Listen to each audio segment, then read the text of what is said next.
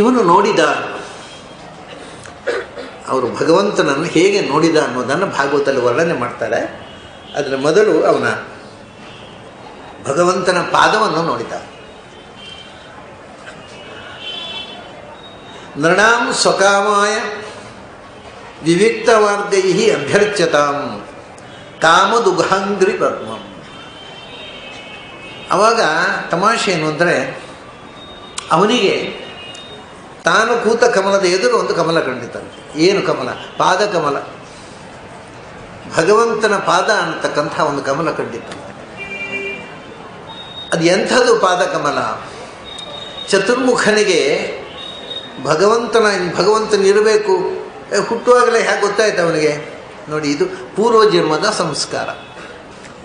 ಹಿಂದಿನ ಜನ್ಮದಲ್ಲಿ ಮಕ್ಕಳು, ಹಿಂದಿನ ಜನ್ಮದಲ್ಲಿ ಮಗುವಾಗಿದ್ದಾಗ ಒಬ್ಬ ಮನುಷ್ಯ ತಾಯಿ ಎದೆ ಹಾಲು ಕುಡಿದಿರ್ತಾನೆ. ಅದನ್ನು ಈ ಜನ್ಮದಲ್ಲಿ ಹುಟ್ಟಿದ ತಕ್ಷಣ ತಾಯಿ ಎದೆ ಹಾಲನ್ನು ಕುಡಿತಾನೆ. ಹೇಗೆ ಗೊತ್ತಾಯ್ತು ಅದು ತಾಯಿ ಎದೆ ಹಾಲು ಆಹಾರ ಅಂತ? ಹಿಂದಿನ ಅನೇಕ ಜನ್ಮಗಳಲ್ಲಿ ಕುಡಿದು ನೆನಪುರಿ. ಇಲ್ಲದೇ ಇದ್ದರೆ ಎದೆ ಹಾಲು ಕೊಟ್ಟರೆ ಕುಡಿಬಾರ್ದು ಮಗು. ಗೊತ್ತೇ ಇರೋದು, ಅದಕ್ಕೆ ಆಹಾರ ಅಂತ ಗೊತ್ತಿಲ್ಲ, ಹೇಗೆ ಚೀಪಬೇಕು ಅಂತಲೂ ಗೊತ್ತಿಲ್ಲ. ಆದರೆ ಎಲ್ಲ ಹಿಂದಿನ ಸಂಸ್ಕಾರದಿಂದ ಹುಟ್ಟಿದ ತಕ್ಷಣ ಯಾವ ಪ್ರಾಣಿಗೂ ತನ್ನ ಆಹಾರ ಯಾವುದು ಅಂತ ಗೊತ್ತಾಗ್ಬಿಡುತ್ತೆ. ಹಿಂದಿನ ಸಂಸ್ಕಾರಗಳದೆಲ್ಲ ಹಾಗೆ ಚತುರ್ಮುಖನಿಗೆ ಹಿಂದಿನ ಕಲ್ಪಗಳಲ್ಲಿ, ಹಿಂದೆ 100 ಕಲ್ಪದಲ್ಲಿ 100 ಬ್ರಹ್ಮಕಲ್ಪದಲ್ಲಿ ಸಾಧನೆ ಮಾಡಿ ಬಂದವ. ಹಿಂದಿನ ಕಲ್ಪದ ಒಂದೊಂದೇ ಸಂಗತಿಗಳು ನೆನಪಾಗ್ತಾ ಇವೆ. ಓಹೋ, ಇದು ಆ ನಿರ್ದುಷ್ಟನಾದ ಭಗವಂತನ ಲೀಲೆ ಅಂತ ಮೊದಲು ತೀರ್ಮಾನ ಮಾಡಿದ. ಅದನ್ನು ಭಗವಂತ ಕಾಣಿಸಿಕೊಂಡ. ಹೇಗೆ ಕಾಣಿಸಿಕೊಂಡ? ನೃಣಾಂ ಸ್ವಕಾಮಾಯ ವಿವಿಕ್ತ ಮಾರ್ಗೈ ಅಭ್ಯರ್ಚ್ಯತಾಂ ಕಾಮದುಘ ಅಂಗ್ರಿ ಪದ್ಮಂ. ಭಗವಂತನ ನೋಡ್ತಾನೆ. ತಾವರೆ ಅಂಥ ಒಂದು ಕಾಲು ತಾವರೆ ಹಾಗೆ ಇದೆ, ಅಂಥ ಕೋಮಲವಾಗಿದೆ, ನಳನಳಿಸಿ. ಆದರೆ ಅಂಥಿಂಥ ತಾವರೆ ಇರಲ್ಲ ಅದು. ಕಾಮದುಘ, ಬಯಸಿದ್ದನ್ನು ಕೊಡುವ ತಾವರೆ. ಯಾರಿಗೆ? ನೃಣಾಂ. ಈ ಜನ್ಮದಲ್ಲಿ ಮನುಷ್ಯರ ಸೃಷ್ಟಿಯೇ ಆಗಲಿಲ್ಲ. ಅವನು ಹಿಂದಿನ ಜನ್ಮದ ನೆನಪದು. ಈ ಜನ್ಮದಲ್ಲಿ ಮನುಷ್ಯರ ಸೃಷ್ಟಿ ಆಗಲಿಲ್ಲ ಅವನು. ನೃಣಾಂ ಸ್ವಕಾಮಾಯ. ಮನುಷ್ಯರಿಗೆ, ಮನುಷ್ಯ ಅಂದರೆ ಕಾಮನೆಗಳು, ಬಯಕೆಗಳ ಒಂದು ಮೂಟೆ, ಇನ್ನೇನೂ ಅಲ್ಲ. ಈಡೇರದ ಬಯಕೆಗಳ ಮೂಟೆ. ಏನೇನೋ ಬಯಸ್ತಾನೆ, ಕೆಲವಾಗತ್ತೆ, ಕೆಲವಾಗೋಲ್ಲ. ಆದಾಗ ಖುಷಿ ಪಡ್ತಾನೆ, ಆಗದೇ ಇದ್ದಾಗ ತಲೆಬಿಸಿ ಮಾಡಿಕೊಳ್ತಾನೆ. ಆದರೆ ಬಯಸುವುದನ್ನು ಬಿಡೋದು. ಎಲ್ಲ ಬಯಕೆಗಳು ವ್ಯರ್ಥವಾದರೂ ಕೂಡ ಇನ್ನೊಂದು ಬಯಕೆ ಮಾಡೋಣ, ಅದು ಸಾಧೀತು ನೋಡೋಣ. ಅಂದರೆ ಏನು, ಎಲ್ಲ ಬಯಕೆಗಳು ಫೇಲ್ ಆದಾಗಲೂ ಬಯಸುವುದನ್ನು ಬಿಡೋಲ್ಲ ಮನುಷ್ಯ. ಅವನು ಬಯಸುವುದನ್ನು ಬಿಡೋದು ಯಾವಾಗ ಅಂದರೆ ಸತ್ತಾಗಲೇ. ಬದುಕಿದ್ದಾಗ ಬಯಸುವುದನ್ನು ಬಿಡೋರು. ಕೆಲವರು ಸಾಯಬೇಕು ಅಂತ ಬಯಸ್ತಾರೆ, ಅದು ಒಂದು ಬಯಕೆ. ಅದು ಬಯಕೆ ಬಿಟ್ಟಿರೋದು. ಅದಕ್ಕೆ ನೃಣಾಂ ಸ್ವಕಾಮಾಯ ಅಭ್ಯರ್ಚ್ಯತ. ಬಹಳ ವಿಚಿತ್ರ. ಚತುರ್ಮುಖ ಹೇಳ್ತಾನೆ, ಮನುಷ್ಯರು ದೇವರನ್ನು ಪೂಜೆ ಮಾಡ್ತಾರೆ, ದೇವರನ್ನು ಪ್ರಾರ್ಥನೆ ಮಾಡ್ತಾರೆ, ದೇವರನ್ನು ಕುರಿತು ಮನಸ್ಸಿನಲ್ಲಿ ಧ್ಯಾನ ಮಾಡ್ತಾರೆ, ಅಥವಾ ಎಚ್ಚರದಲ್ಲಿ ಪೀಠದಲ್ಲಿಟ್ಟು ಪ್ರತಿಮೆಯಲ್ಲೋ ಪೂಜೆ ಮಾಡ್ತಾರೆ. ಅಭ್ಯರ್ಚ್ಯತ. ಅಭ್ಯರ್ಚನ ಅಂತಂದರೆ ನಿಮಗೆ ಭಕ್ತಿಪೂರ್ವಕವಾದ ಅರ್ಚನೆ, ಬರೀ ನಾಟಕ ಅಲ್ಲ. ಆದರೆ ಅವರ ಭಕ್ತಿ, ಅವರ ಅರ್ಚನೆ, ಆಗ ಭಗವಂತನನ್ನು ಭಕ್ತಿಯಿಂದ ಅರ್ಚನೆ ಮಾಡ್ತಾರೆ. ಆದರೂ ಕೂಡ ಅದರ ಹಿಂದೆ ಒಂದು ಬಯಕೆ ಇದೆ. ನಿಷ್ಕಾಮವಾದ ಪೂಜೆ ಅಲ್ಲ. ನೃಣಾಂ ಸ್ವಕಾಮಾಯ. ತಮ್ಮ ಬಯಕೆಯ ಈಡೇರಿಕೆಗೋಸ್ಕರ ದೇವರು ಬೇಕಾಗೋದು ಮನುಷ್ಯರಿಗೆ. ಅದರಿಂದಲೇ ಏನನ್ನೋ ಬಯಸಿ ಹರಕೆ ಹೇಳಿಕೊಳ್ತಾರೆ, ಏನನ್ನು ಬಯಸಿ ಪ್ರದಕ್ಷಿಣೆ ಬರ್ತಾರೆ. ಬಯಸಿದ್ದಾಗದಿದ್ದರೆ ಸುಮ್ಮನೆ ರೀ ದೇವರು ಗಿವರು ಅಂತ ಹೇಳೋದು. ಏನಾಯ್ತು, ನಾನು ಇಷ್ಟು ಸುತ್ತು ಬಂದೆ, ಏನು ಮಾಡಿದ ದೇವರು ಅಂತ ಬೈಲಿಕ್ಕೆ ಶುರು ಮಾಡ್ತಾರೆ. ಅಂದರೆ ಅಂತೂ ಅವರಿಗೆ ದೇವರು ಬೇಕಾಗೋದು ತಾವು ಹೇಳಿದ ಹಾಗೆ ಕೇಳುವ ಒಂದು ವಸ್ತು ಬೇಕು. ಗಂಡ ಕೇಳೋಲ್ಲ, ತಂದೆ ಕೇಳೋಲ್ಲ, ಮಕ್ಕಳು ಹೇಳಿದಾಗ ಕೇಳೋಲ್ಲ, ಕಡೆ ಹೇಳಿ ಕೇಳೋ ದೇವರಾದರೂ ಇರಲಿ ಅಂತ ಹೇಳಿದಾಗ ಕೇಳುವ ಒಂದು ವಸ್ತು ಬೇಕು. ಅವರಿಗೆ ದೇವರು ಬೇಕಾಗೋದು ನಾವು ಹೇಳಿದ್ದನ್ನು ಮಾಡುವ. ಮಳೆಗಾಲ, ಮಗಳಿಗೆ ಮದುವೆ ನಿಶ್ಚಯ ಆಗಿದೆ, ಸ್ವಾಮೀ ದೇವರೇ ಮಳೆ ಬರಬಾರ್ದು, ಊರಿಗೆಲ್ಲ ಮಳೆ ಬೇಕು, ಮಳೆಗಾಲ ಅಂದರೆ ಕೃಷಿ ಹಾಳಾಗುತ್ತೆ. ಆದರೆ ಇವ್ರ ಮಗಳಿಗೆ ಮದುವೆಗೆ ತೊಂದರೆ ಆಗುತ್ತೆ. ಸ್ವಾಮಿ ದೇವರೇ ಮಳೆ ಬರಬಾರ್ದು, ಮಳೆ ಬಾರದೇ ಇದ್ದರೆ ಒಂದು ರಂಗಪೂಜೆ ಮಾಡಿ ಅಂದರೆ ಇವರು ಒಬ್ಬರಿಗೋಸ್ಕರ ಇಡೀ ಊರಿಗೆ ತೊಂದರೆ ಮಾಡಿ ಮಳೆ ಬಾರದಂತೆ ದೇವರು ಮಾಡಿ. ಯಾಕೆಂದರೆ ರಂಗಪೂಜೆ ಲಂಚ ಕೊಡಲಿಲ್ವ? ಇಷ್ಟೇ ನಮಗೆ ದೇವರು ಬೇಕಾಗೋದು. ಅದಕ್ಕೆ ನಿರ್ಣಾಮ್ ಇದು ಚತುರ್ಮುಖನಿಗೆ ಒಂದು ಕಲ್ಪಕಾಲ, ನಮಗೆಲ್ಲ ಒಂದು 100 ವರ್ಷಗಳು ಬಹಳ ನೋಡಿಯವು. ಕಲ್ಪಗಳಲ್ಲಿ ಮನುಷ್ಯನ ಈ ದುರ್ಬುದ್ಧಿಯನ್ನು ನೋಡಿ ಪರಿಹಾಸ್ಯ ಮಾಡ್ತಾನೆ. ನಿರ್ಣಾಮ್ ಸ್ವಕಾಮಾಯ ಅಭ್ಯರ್ಥ್ಯತ, ಅವ್ರು ದೇವ್ರ ಪೂಜೆ ಮಾಡೋದು ಯಾಕೆಂದರೆ ತಮ್ಮ ಬಯಕೆ ಈಡೇರಲಿ ಅಂತ, ಬೇರೆ ಏನೂ ಇಲ್ಲ.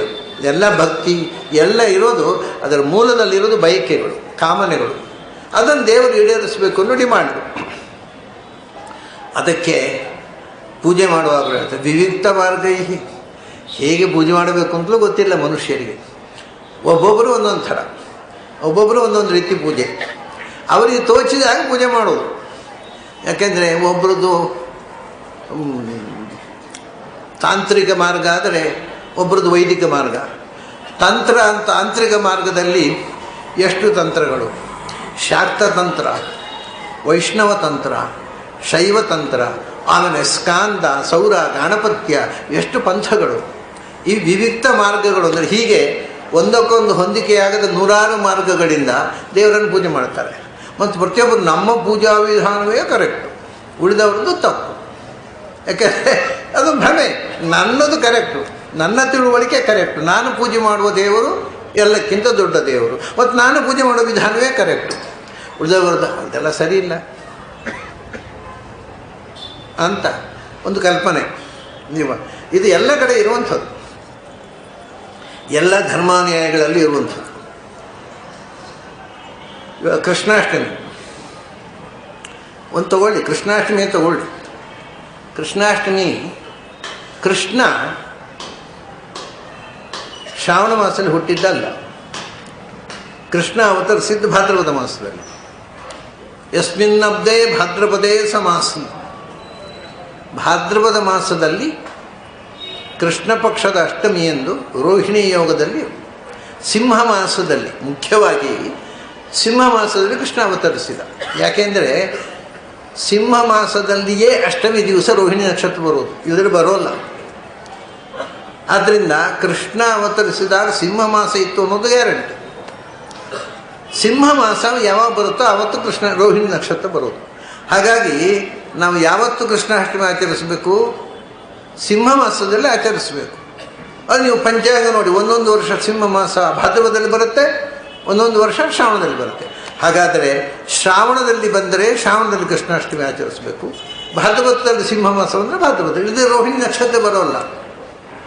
ಆದರೆ ಹಾಗೆ ಮಾಡ್ತಾರ? ಇಲ್ಲಪ್ಪ, ನಮ್ಮ ದೇಶದಲ್ಲಿ ಬಹುಭಾಗ ಜನ ಶ್ರಾವಣ ಮಾಸದ ಕೃಷ್ಣ ಪಕ್ಷದ ಅಷ್ಟಮಿಯೇ ಮಾಡೋದು.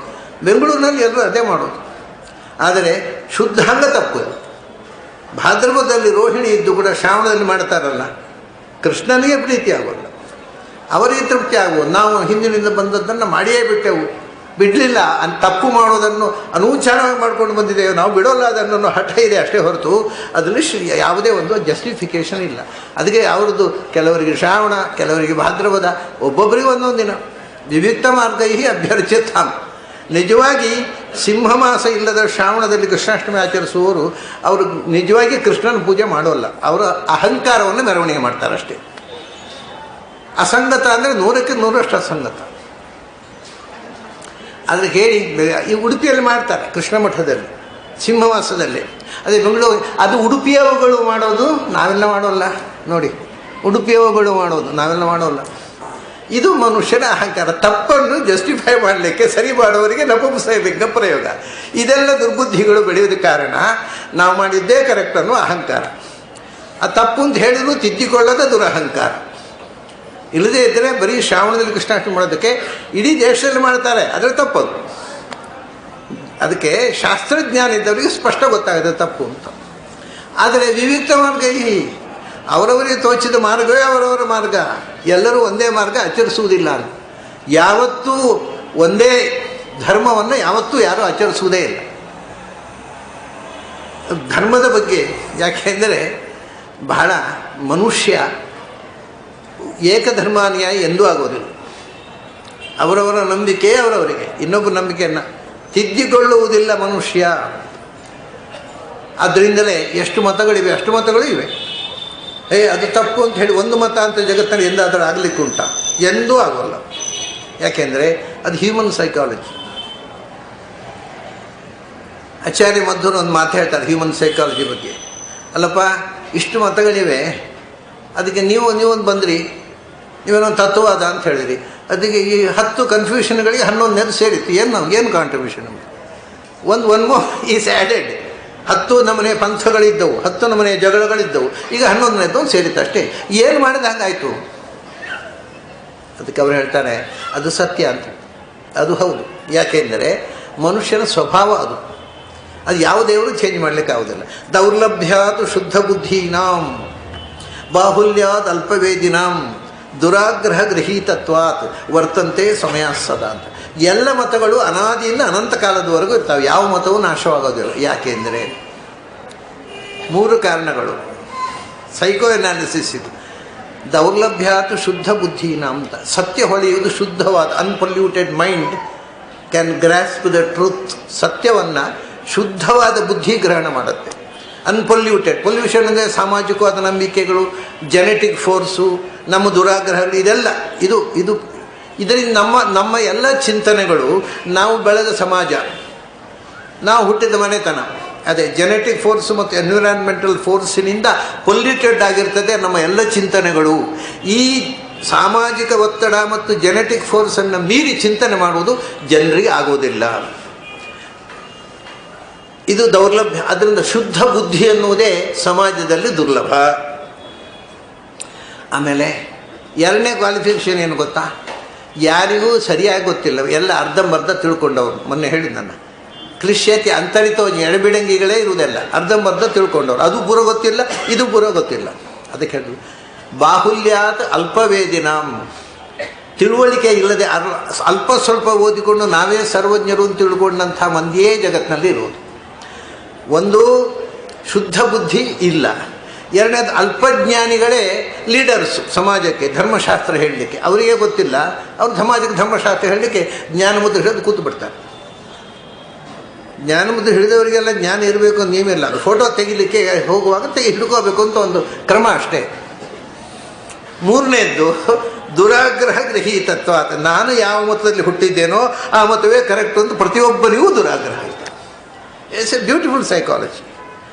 ಯಾರತ್ರ ಬೇಕಾದ್ರೆ ಕೇಳಿ, ಅವನು ನೀವು ಶಂಕರಾಚಾರ್ಯ ಹತ್ರ ಕೇಳಿ, ಅಯ್ಯೋ ಶಂಕರಾಚಾರ್ಯ ಹೇಳಿದ್ದೇ ಕರೆಕ್ಟಪ್ಪ, ಉಳಿದದ್ದೆಲ್ಲ ನಾವು ನಂಬೋಲ್ಲ. ಶ್ರೀ ವೈಷ್ಣವ ಹತ್ರ ಕೇಳಿ, ಇಲ್ಲಪ್ಪ ರಾಮಾನುಜಾಚಾರ್ಯ ಹೇಳಿದ್ದೇ ಕರೆಕ್ಟು. ಮಾಧುರ ಹತ್ರ ಕೇಳಿ, ಇಲ್ಲಪ್ಪ ಶ್ರೀಮದಾನಂದ ತೀರ್ಥ ಭಗವತ್ಪಾದರು ಹೇಳಿದ್ದೇ ಕರೆಕ್ಟು. ಅರೆ ಪ್ರತಿಯೊಬ್ಬರಿಗೂ ಇದು. ಯಾಕೆಂದರೆ ನಾವು ಹುಟ್ಟಿದ ಮತ ಅದು, ನಾವು ಹುಟ್ಟಿದ ಮತ ಶ್ರೇಷ್ಠ. ಯಾಕೆಂದರೆ ನಮ್ಮಂಥ ಮಹಾತ್ಮರಲ್ಲಿ ಹುಟ್ಟಿಬಿಟ್ಟಿದ್ದೇವೆ. ಇಷ್ಟೇ ನಮ್ಮದು. ಈ 3 ಕಾರಣಗಳಿಂದ ಎಲ್ಲ ಮತಗಳು ಜಗತ್ತಿನಲ್ಲಿ ಎಲ್ಲ ಕಾಲದಲ್ಲಿ ಇರ್ತವೆ. ಯಾಕೆಂದರೆ ಮನುಷ್ಯ ಈ ದುರಾಗ್ರಹದಿಂದ ಎಂದೂ ಹೊರಗೆ ಬರುವುದಿಲ್ಲ. What A beautiful psychology. ಅದರಿಂದ ನಾನು ತತ್ವವಾದ ಕೊಟ್ಟರೂ ಕೂಡ ಅತತ್ವವಾದಗಳು ಅದರ ಜೊತೆಗೆ ಉಳಿದೇ ಉಳಿತಾವೆ, ಯಾವುದೂ ನಾಶ ಆಗುವುದಿಲ್ಲ ಅಂದರು ಆಚಾರ್ಯರು.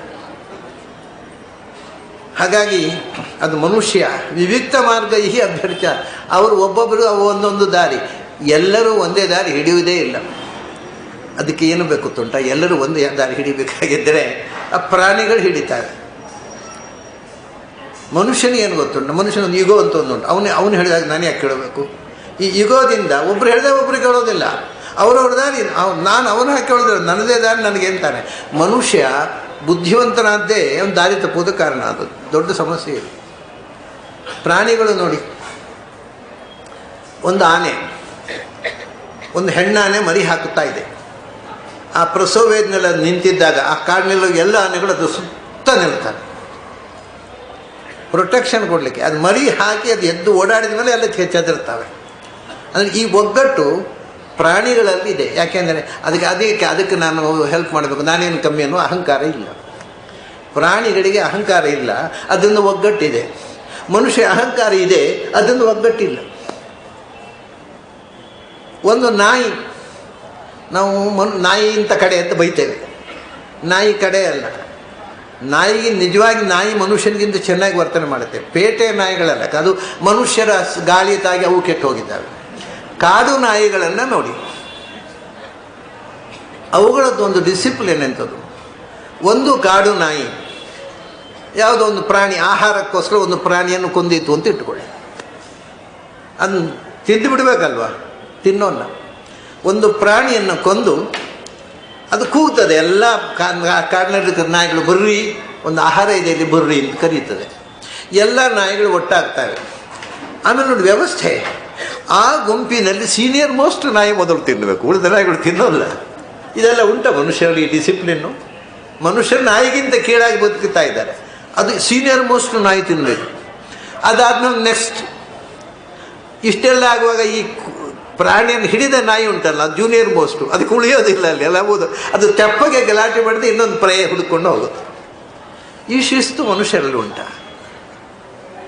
ರಡ್ಯಾರ್ಡ್ ಕಪ್ಲಿಂಗು ಜಂಗಲ್ ಬುಕ್ ಅಂತ ಒಂದು ಪುಸ್ತಕ ಬರೆದಿದ್ದಾನೆ. ಅದರಲ್ಲಿ ಇದು ಬಹಳ ಚೆಂದ ಹೇಳ್ತಾನೆ. ಅವ ಕಾಡು ಪ್ರಾಣಿಗಳೆಲ್ಲ ಸೇರಿ ಒಂದು ಕಾನ್ಫರೆನ್ಸ್ ಮಾಡಿದವಂತೆ.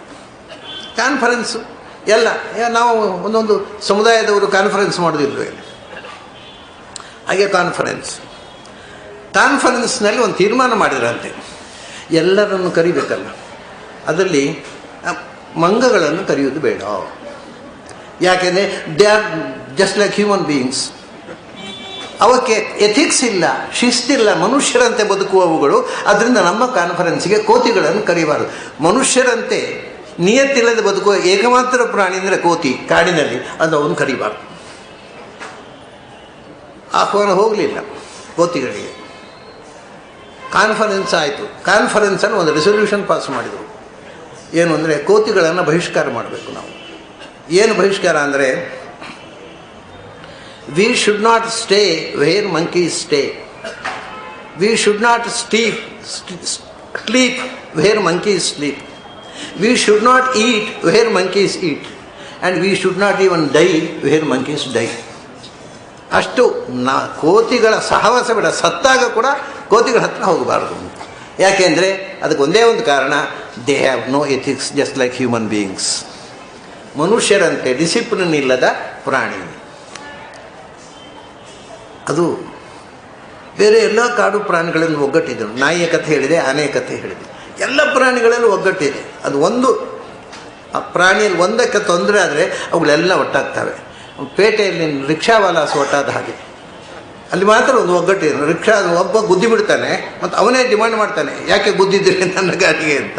ಅಂದರೆ ಎದುರು ಅವನೇ ಗುದ್ದಿದ್ದು, ಎದುರು ಬ್ರೇಕ್ ಹಾಕಿದ್ದು ಯಾಕೆ ಅಂತ ಅಷ್ಟು ಹೇಳಿದರೆ ಅವನಿಗೆ ಸಪೋರ್ಟ್ ಮಾಡಿ ಎಲ್ಲ ರಿಕ್ಷಾದವರು ಒಟ್ಟಾಗ್ತಾರೆ. ಹಾಗೆ ಆ ಥರ ಸಾಮಾನ್ಯ ಕೆಟ್ಟದ್ದನ್ನು ಸಪೋರ್ಟ್ ಮಾಡುವಂಥ ಒಂದು ಒಗ್ಗಟ್ಟಿದೆ ಮನುಷ್ಯರಲ್ಲಿ, ಅನೈತಿಕವಾದನ್ನು, ಅನ್ಯಾಯವಾದನ್ನು. ಅದರ ಕಾಡಿನ ಪ್ರಾಣಿಗಳನ್ನು ನೋಡಿ, ಅವುಗಳಿಗೆ ಒಂದು ಏಕ ಮಾರ್ಗ ಇದೆ, ಮನುಷ್ಯನದ್ದು ವಿವಿಕ್ತ ಮಾರ್ಗೈಹಿ ಅಂತ. ಇನ್ನು ಮನುಷ್ಯ ಯಾವತ್ತೂ ಒಂದು ದಾರಿಯಲ್ಲಿ ಹೋಗೋಲ್ಲ. ನೀವು ಹೀಗೆ ಹೋದರೆ ನಾನು ಹೀಗೆ ಹೋಗ್ತೇನೆ ಅಂತ ನಮಗೆ. ಯಾಕೆಂದರೆ ಬೆಂಗಳೂರಿನಲ್ಲಿ ಒಂದು ಮುಖ್ಯ ದಾರಿ ಆದರೆ 10 ಅಡ್ಡದಾರಿಗಳಿರ್ತಾವೆ. ಅದಕ್ಕೆ ಎಲ್ಲಿ ಹೋದರೂ ಅಡ್ಡದಾರಿಯೇ. ಹುಡುಗರಿಗೆ ಬಹಳ ದಾರಿ ತಪ್ಪಲಿಕ್ಕೆ ಬಹಳ ಅನುಕೂಲವಾದ ಸಿಟಿ. ಅಡ್ಡದಾರಿಗಳು ಬೇಕಾದಷ್ಟು ಇರ್ತವೆ. ಆದ್ದರಿಂದ ಸರಿಯಾದ ದಾರಿಯಲ್ಲಿ ಹೋಗಲಿಕ್ಕೆ ಯಾರಿಗೂ ಇಷ್ಟ ಆಗೋಲ್ಲ. ಅಡ್ಡದಾರಿಯಲ್ಲಿ ಹೋಗೋಣ, ಹೇಗಿದೆ ನೋಡೋಣ, ಟೇಸ್ಟ್ ಮಾಡೋಣ. ವಿವಿಕ್ತ ಮಾರ್ಗ ಹೀಗೆ ಯಾವ್ಯಾವುದೋ ಅಡ್ಡದಾರಿ ಹಿಡಿದು ಭಗವಂತನ ಉಪಾಸನೆ ಮಾಡ್ತಾರೆ. ಅದು ಹೇಳ್ತಾರೆ. ಆದರೆ ಯಾರು ಏನು ಮಾಡಿದ್ರು ಎಲ್ಲವನ್ನೂ ಸ್ವೀಕರಿಸಿ ಅನುಗ್ರಹ ಮಾಡುವಂಥ ಕರುಣಾಳು ಅವನು. ಕಾಮದುಃಖ, ನೀವು ಯಾವ ರೀತಿಯಿಂದ ಬೇಕಾದ್ರೆ ಪೂಜೆ ಮಾಡಿ, ನಿಮ್ಮ ಅಭೀಷ್ಟ ಕೊಡ್ತಾನೆ ಅವ. ಪಾಪ ಗೊತ್ತಿಲ್ಲ ಏನೋ ಮಾಡಿದ್ರು. ಮಕ್ಕಳು ತಪ್ಪು ಮಾಡಿದಾಗ ತಂದೆ ಕೊಪ್ಪಿಸಿಕೊಳ್ತಾನೆ. ಹಾಗೆ ಯಾರು ಯಾವ ರೀತಿ ಉಪಾಸನೆ ಮಾಡಿದರೂ ಅದನ್ನು ಕ್ಷಮಿಸಿ ಅವರಿಗೆ ಅವರ ಅಭೀಷ್ಟವನ್ನು ಕೊಡ್ತಕ್ಕ ಕಾಮದುಘ ಕಲ್ಪವೃಕ್ಷ ಅಂತ. ಅದೊಂದು ಕಲ್ಪವೃಕ್ಷ, ದೇವಲೋಕದ ಕಲ್ಪವೃಕ್ಷ ಉಂಟಲ್ವ, ಅದು ದೇವತೆಗಳಿಗೆ ಮಾತ್ರ. ಇದು ನೃಣಾಂ, ಜೀವ ಮಾತ್ರಕ್ಕೆ ಕಲ್ಪವೃಕ್ಷ ದೇವರು ಅಂದರೆ ಏನು ಕೇಳಿದ್ದನ್ನು ಕೊಡ್ತಕ್ಕಂಥ ಕಲ್ಪವೃಕ್ಷ. ಅಂಥ ಭಗವಂತ ಪ್ರದರ್ಶಯಂತಂ ಕೃಪಯ, ಅವನು ತನ್ನ ಪಾದವನ್ನು ತೋರಿಸಿದ. ಕೃಪೆಯ ಚತುರ್ಮುಖನ ಮೇಲೆ ದಯೆಯಿಂದ ಭಗವಂತ ತನ್ನ ಪಾದವನ್ನು ತೋರಿಸಿದ. ಆ ಪಾದ ಕಮಲ ಇತ್ತಲ್ಲ, ಅದರಲ್ಲಿ ಪೆಟಲ್ಸ್ ಕಾಣಬೇಕಲ್ಲ ಬೇರೆ ಬೇರೆ. ಈ ಪೆಟಲ್ಸ್ ಎಲ್ಲಿತ್ತು ಅಂದರೆ ಇದರಲ್ಲಿ ಬೆರಳುಗಳೇ ಪೆಟಲ್ಸ್ ಇದ್ದ ಹಾಗಿತ್ತು, ಆ ದಳಗಳು. ಆದರೆ ಅದು ಇಡೀ ಒಂದು ಪ್ರಕಾಶಮಯ ಆದಾಗ ದಳಗಳು ಬೇರೆಯೇ ಕಾಣೋಲ್ಲ. ಇದು ಹ್ಯಾಕೆ ಕಂಡಿತು ಇವನಿಗೆ? ಅವ್ರು ಹೇಳ್ತಾರೆ, ನಖೇಂದು ಮಯೂಖ ಭಿನ್ನ ಅಂಗುಲಿ ಚಾರು ಪತ್ರಂ. ಆ ನಖ ಪ್ರತಿಯೊಂದು ಕಾಲಿನಲ್ಲಿ ನೋಡಿ, ಅವರ ಭಗವಂತನ ಬಗ್ಗೆ ಅವರು ನಮ್ಗೆ ಕೊಡ್ತಕ್ಕಂಥ ಒಂದು ಕಲ್ಪನೆ ವಿಚಿತ್ರ ನೋಡಿ. ನಖ ಉಗುರುಗಳು, ಆ 5 ಉಗುರುಗಳಲ್ಲಿ 5 ಚಂದ್ರ ಇದ್ದಾರೆ. ಉಗುರು ಅಂದರೆ ಚಂದ್ರ, ಆ ಬೆಳಕು, ಅಂಥ ಬೆಳಕು ಭಗವಂತನ ಉಗುರು ಅನ್ನತಕ್ಕ ಚಂದ್ರನಿಂದ ಹೊರಟ ಮಯೂಖ ಬೆಳುದಿಂಗಳು ಕಿರಣ, ಅದರಿಂದ ಭಿನ್ನಾಂಗುಲಿ, ಅದರಿಂದ ಅಂಗುಲಿಗಳು ಭಿನ್ನವಾಗಿ ಕಾಣ್ತವೆ, ಬೇರೆ ಬೇರೆಯಾಗಿ ಆ ಚಂದ್ರ ಪ್ರಕಾಶದಲ್ಲಿ. ನೋಡಿ, ಇದರಲ್ಲಿ ತುಂಬ ವಿಚಿತ್ರಗಳಿದೆ. ಕಮಲದ ಎಸಳುಗಳು ಬೇರೆ ಬೇರೆಯಾಗಿ ಕಾಣೋದು ಸೂರ್ಯ ಇದ್ದಾಗ, ಚಂದ್ರ ಇದ್ದಾಗ ಅಲ್ಲ. ಚಂದ್ರ ಬಂದರೆ ಎಲ್ಲ ಮುಚ್ಚಿಕೊಳ್ತವೆ, ಅವು ಕಮಲ ಅರಳೋದೇ ಇಲ್ಲ. ಇದು ಹಾಗಲ್ಲ, ಇದು ಸೂರ್ಯನಂತೆ ಪ್ರಕಾಶ ಆಗ್ತಕ್ಕಂಥದ್ದು ಕಮಲ, ಆದರೆ ಚಂದ್ರನ ಪ್ರಕಾಶದಿಂದ ಅರಳಿಕೊಳ್ಳುತ್ತೆ. ಅದಕ್ಕೆ ಭಾಳ ತಮಾಷೆ ಉಂಟು. ಅದೇನ್ರಿ, ಎಲ್ಲ ಕಮಲಗಳು ಚಂದ್ರೋದಯ ಆದಾಗ ಮುಚ್ಚಿಕೊಳ್ತವೆ, ಇದು ಚಂದ್ರ ಪ್ರಕಾಶಕ್ಕೆ ಬೇರೆ ಬೇರೆ ಬೆರಳುಗಳು ಕಾಣ್ತವೆ ಅಂದರೆ ಅದಕ್ಕೆ ಭಿನ್ನ ಅಂದರೆ ಬೇರೆ ಬೇರೆಯಾಗಿ ಕಾಣುವುದು ಅಂತ ಒಂದರ್ಥ. ಈ ಬೆರಳುಗಳು ಪೆಟಲ್ಸ್ ಚಂದ್ರ ಪ್ರಕಾಶಕ್ಕೆ ಬೇರೆ ಬೇರೆಯಾಗಿ ಕಾಣಿಸ್ತಾ ಇವೆ ಅಂತ. ಅಲ್ಲಿ ಚಂದ್ರ ಪ್ರಕಾಶಕ್ಕೆ ಕಮಲ ಅರಳೋದಿಲ್ಲಲ್ಲ ಅಂದರೆ ಅದಕ್ಕೂ ಉತ್ತರ ಭಿನ್ನಂ ಅಂತಲೇ. ಅದಕ್ಕೆ ಆಚಾರ್ಯ ಭಾಷ್ಯ ಬರೀತಾರೆ, ಭಿನ್ನಂ ಅನ್ಯೇಭ್ಯ ವಿಲಕ್ಷಣ ಅಂತ. ಇದು ಬೇರೆ ಕಮಲದ ಹಾಗಲ್ಲಪ್ಪ, ಈ ಕಮಲ ಚಂದ್ರ ಪ್ರಕಾಶಕ್ಕೂ ಅರಳುತ್ತೆ, ಒಂದರ್ಥ. ಆಮೇಲೆ ಈ ಕಾಲು ಅಂತಕ್ಕಂಥ ಕಮಲ ಉಂಟಲ್ಲ, ಪದಕಮಲ, ಪಾದಪದ್ಮ ಅಂತ ಹೇಳ್ತೇವೆ, ಅದು ಅನೇಕ ಮಂದಿಯ ಸೌಂದರ್ಯ ಇರತಕ್ಕ ಲಕ್ಷಣೋಪೇತವಾದ ಶರೀರದಲ್ಲಿ ಎಲ್ಲ ಕಾಲು ಕಮಲದ ಮೊಗ್ಗಿನಂತೆ ಇರುತ್ತೆ. ಆದರೆ ಇದು ಭಿನ್ನಂ ಅನ್ಯಭ್ಯ ವಿಲಕ್ಷಣ. ಇದು ಬೇರೆಯವರ ಕಾಲಿನ ಹಾಗಲ್ಲ, ಅದು ಎಲ್ಲಕ್ಕಿಂತ ವಿಲಕ್ಷಣವಾದ. ಅದೇ ಒಂದು ಆ ಭಿನ್ನಂ ಅನ್ನೋದು ಶಬ್ದಕ್ಕೆ ಅನೇಕ ಬಗೆಯಿಂದ ಅರ್ಥ ಹೇಳ್ತಾರೆ ಆಚಾರ್ಯರು. ಒಂದು, ಭಿನ್ನಂ ಅಂದರೆ ಎಸಳುಗಳು, ಅರಳಿದ್ದು ಚಂದ್ರನ ಪ್ರಕಾಶದಿಂದ ಭಿನ್ನವಾಗಿ ಅಂದರೆ ಬೇರೆ ಬೇರೆಯಾಗಿ ಕಾಣುವ ಅಂಗುಲಿಗಳು, ಬೆರಳುಗಳು. ಅಂಗುಲಿಗಳೆನ್ನುವ ಚಾರು ಪತ್ರ, ಪೆಟಲ್ಸ್, ಅದರ ದಳಗಳು. ಮತ್ತೊಂದು, ಅದು ಭಿನ್ನಂ, ಬೇಕಾದಷ್ಟು ಪಾದಪದ್ಮಗಳಿರಬಹುದು, ಆದರೆ ಈ ಪಾದಪದ್ಮ ಉಂಟಲ್ಲ, ಅದು ಬೇರೆಯವರು ಯಾರ ಪಾದಪದ್ಮಗಳು, ದೇವತೆಗಳ ಪಾದಪದ್ಮ ಆರಾಧಕರು ಇರಬಹುದು, ಕೆಲವರು ಗುರುಗಳು ನಮ್ಮ ಗುರುಗಳ ಪಾದಪದ್ಮ ಅಂತಾರೆ, ಇರಬಹುದು ಬೇಕಾದಷ್ಟು ಪಾದಪದ್ಮ. ಆದರೆ ಇದು ಭಿನ್ನಂ, ಜಗತ್ತಿನ ಯಾರ ಕಾಲು ಈ ಪದ್ಮದಂತೆ ಇಲ್ಲ. ಭಿನ್ನಾಂಗುಲಿ ಚಾರುಪತ್ರಂ, ಅಂಥ ಪಾದವನ್ನು ನೋಡಿದ. ಚಂದ್ರನ ಅದರಲ್ಲೇ ಚಂದ್ರ, ಒಂದೆರಡು ವಿಚಿತ್ರ ಅಲ್ಲ, ಆ ಪದ್ಮದಲ್ಲೇ ಚಂದ್ರ ಮೂಡಿ ಬರುವುದು. ಆ ಚಂದ್ರನ ಬೆಳಕಿನಿಂದ ಅದರ ಪೆಟಲ್ಸ್ ಬೇರೆ ಬೇರೆಯಾಗಿ ಕಾಣುವುದು. ಈ ಒಂದು ಅನುಭೂತಿಯ ವಿಚಿತ್ರ. ಇದು ಲೋಕಗಳಿಂದ ಲೋಕ ವಿಲಕ್ಷಣ, ಬೇರೆಯವರ ಅನುಭೂತಿಗೆ ಭಿನ್ನ. ಅದರಿಂದ ಅದನ್ನು ಭಿನ್ನಂ ಅಂದರೆ ಅನ್ಯೋಭ್ಯ ಭಿನ್ನಂ, ಬೇರೆಯವರ ಜಗತ್ತಿನ ಯಾರ ಅನುಭೂತಿಗೂ, ಚತುರ್ಮುಖನ ಈ ಅನುಭೂತಿಗೂ ಸಾಟಿ ಇಲ್ಲ. ಅಂಥ ವಿಲಕ್ಷಣವಾದ ಒಂದು ಅನುಭವ ಆಯ್ತಂತೆ ಕಮಲ. ಅದು ಏನದು ಕಮಲ ಅನ್ನೋದು? ಕಾಮದುಘ, ಎಲ್ಲರೂ ಬಯಸಿದ್ದನ್ನು ಕೊಡುವ ಕಲ್ಪವೃಕ್ಷ. ಆ ಕಮಲದಲ್ಲೇ ಚಂದ್ರಗಳು, ಒಂದೊಂದು ಕಮಲದಲ್ಲಿ 5 ಚಂದ್ರಗಳು ಮೂಡಿ ಬಂದ ಹಾಗೆ. ಆ ಚಂದ್ರಗಳ ಬೆಳಕಿನಲ್ಲಿ 5 ಬೆರಳುಗಳು, 5 ದಳಗಳು ಕಾಣುವ ಹಾಗೆ ಇರತಕ್ಕ ಭಗವಂತನ ಪಾದಪದ್ಮವನ್ನು ಪ್ರದರ್ಶಯಂತಂ ಕೃಪಯ, ತನ್ನ ಪದ್ಮವನ್ನು ಚತುರ್ಮುಖನಿಗೆ ದಯೆಯಿಂದ ತೋರಿಸುವ ಭಗವಂತನನ್ನು ನೋಡಿದ.